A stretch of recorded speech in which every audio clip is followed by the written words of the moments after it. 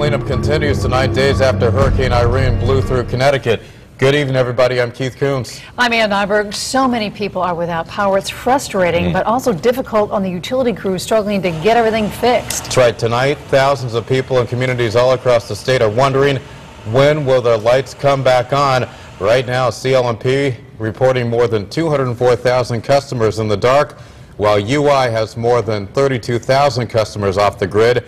News 8 has team coverage after Irene. And we begin with Chief Capitol Correspondent Mark Davis live at the state's Emergency Operations Center in Hartford. Mark.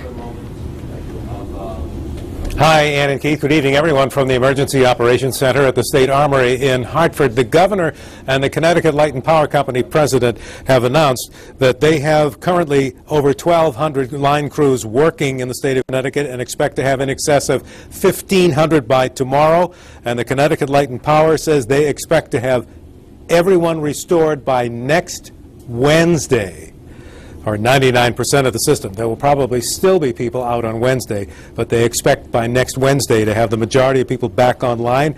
The United Illuminating Company reports over 300 crews now working, that is, and 30 more are expected tomorrow. The governor, and they expect to have 99% of their system operational by Sunday night. That's the United Illuminating Company. The governor also announced that he is opening the state parks and beaches for free this Labor Day weekend. Let's hope there is a chance for some people to get away, at least during the good part of that weekend. But the next big step after getting everybody back in power is a federal disaster declaration. And I asked the governor why it seems to be taking so long when the other states around us have already been declared. We're a different type of case. I mean, if you look at New Jersey, for instance, they have widespread urban flooding with large-scale loss of multifamily dwellings. Very different situation than ours. I want to remind people again to please call 211 to report business and residential damage. This is very important as we continue to make our case for a declaration of under FEMA. The state needs to know, so you need to call 211 with property damage. And the governor said, don't forget, just because your roof and your windows are fine, if your septic system is destroyed, that also counts. And those are very big jobs. They cost a lot of money to replace a septic system.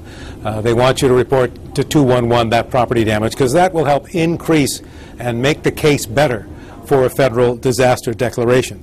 He also said that because of the proximity to New York and because the state of New York has already been declared, the adjacent Fairfield and Litchfield counties do already have almost like a declaration, at least for Small Business Administration purposes, because there is a rule regarding adjacent counties, because both Fairfield and Litchfield counties are adjacent to New York. Live from the Emergency Operations Center at the State Armory in Hartford, Mark Davis, News 8.